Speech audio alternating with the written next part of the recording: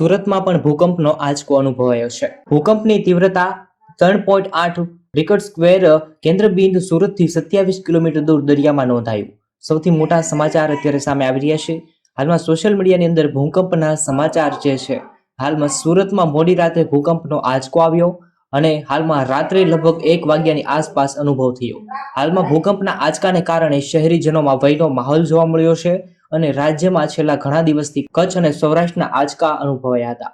હવે સુરતમાં મોડી રાત્રે ભૂકંપનો આંચકો અનુભવાયો છે અને 3.8ની મપાઈ અને ભૂકંપનું કેન્દ્રબિંદુ સુરતથી 27 કિલોમીટર દૂર નોંધાયું છે.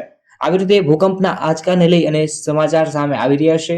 હાલ ફેબ્રુઆરી 11 સુરત 3.8, આવી રીતે 9 ફેબ્રુઆરીએ દુબઈ કચ્છની અંદર 3 તીવ્રતાનો આંચકો અનુભવાયો છે. અમરેલીમાં પણ 2.8 અનુભવાયો છે અને અમરેલી ત્યારબાદ ગોંડલમાં પણ 2.5 તીવ્રતાનો આંચકો અનુભવાયો છે. આવી રીતે સૌથી મોટા સમાચાર અત્યારે સામે આવ્યા છે.